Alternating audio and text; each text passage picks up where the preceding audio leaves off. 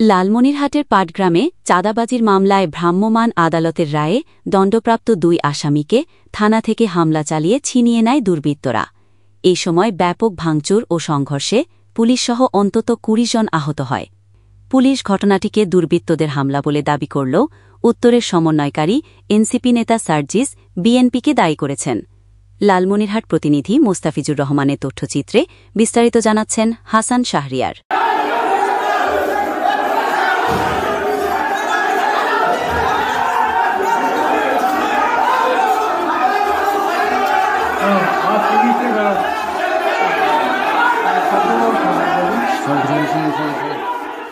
পাথরবাহী truck থেকে টাকা আদায়ের অভিযোগে দুজনকে কারাদণ্ড প্রদানের ঘটনায় গতকাল রাতে লালমনিরহাটের পাটগ্রাম থানায় ঢুকে হামলা ও ভাঙচুরের অভিযোগ উঠেছে। দুষ্কৃতিকারীরা এ ঘটনা ঘটিয়েছে বলে বলছে পুলিশ। তবে এজন্য বিএনপিকে দায়ী করেছে জাতীয় নাগরিক পার্টির উত্তরাঞ্চলের মুখ্য সংগঠক সার্জিস আলম। পাটগ্রামের ইউএনও উত্তম কুমার দাস জানান, পাথর কয়েরির ইজারা শর্ত ভঙ্গ করে ইজারাদারদের পক্ষে মহাসড়কে চলাচলকারী পাথরবাহী ট্রাক থেকে টাকা আদায় করা হচ্ছে। এমন অভিযোগে উপজেলার সরইবাজার এলাকা থেকে গতরাতে সোহেল রানা ও বেলাল হোসেন নামের দুজনকে আটক করা হয়।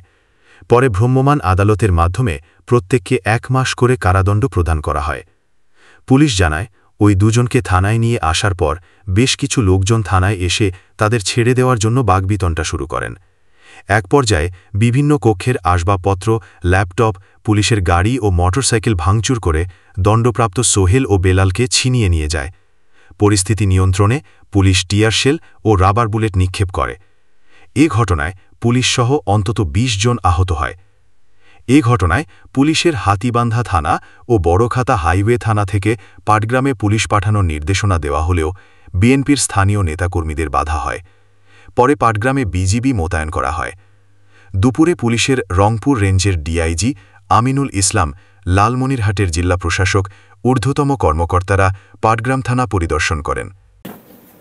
২ তারিখ ইউনো মহোদয় এবং ওসি মহোদয় যখন পুলিশ নিয়ে আপনার ইউনো সাহেব যখন বাউরা বাজার ধরলা নদীতে মোবাইল কোর্টের জন্য গিয়েছিলেন মৎস্য অফিসার সহ, মোবাইল কোর্ট পরিচালনা শেষে ফেরার পথে সরেবাজার মোড়ে আবার দেখেন যে কিছু লোকজন চাঁদা আদায় করতেছে।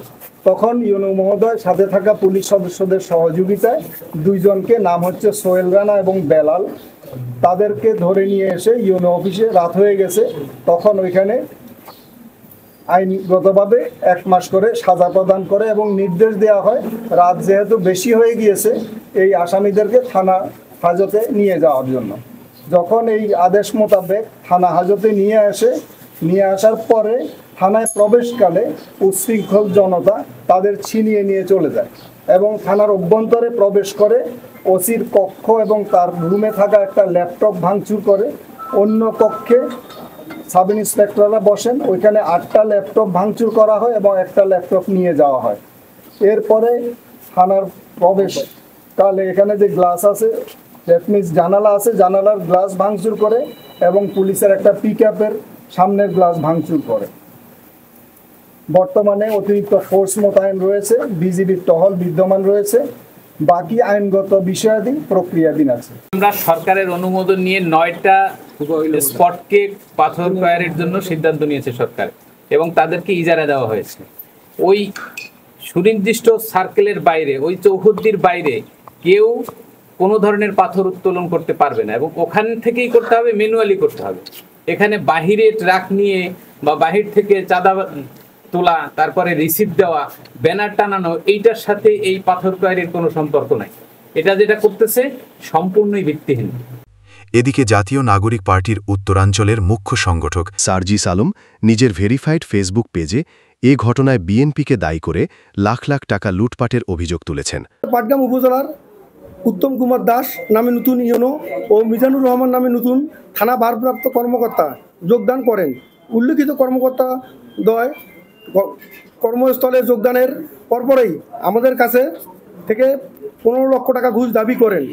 দাবিকৃত ঘুষের টাকা পরিশোধ না করায় বিগত 2/7/2025 দিবগত রাত্রে ছাড়পত্র চেকিং পয়েন্ট হতে আমাদের সোহেল ও বেলাল নামে 2 জন কোয়ারি কর্মীকে ধরে নিয়ে আসেন।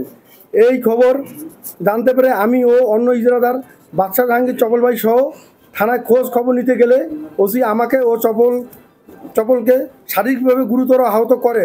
এ খবর ছড়িয়ে পড়লে ব্যবসায়ী মহল লোকজন শুভাকাঙ্ক্ষীগণ থানার সামনে জড়ো হলে ওসির নির্দেশে পুলিশ নির্বিচারে গুলি টিয়ার শেল নিক্ষেপ করে। এতে প্রায় 17 জন গুলিবিদ্ধ সহ বিভিন্ন স্তরে আঘাতপ্রাপ্ত হয়।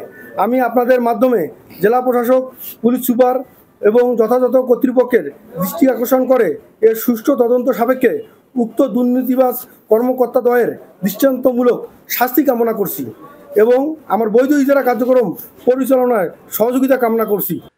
অপরদিকে সংবাদ সম্মেলন করে প্রশাসনকে দায়ী করে বক্তব্য প্রদান করেন টোল আদায়কারী ইজারাদার কর্তৃপক্ষ। হাসান শাহরিয়ার, জাগো বাংলা নিউজ।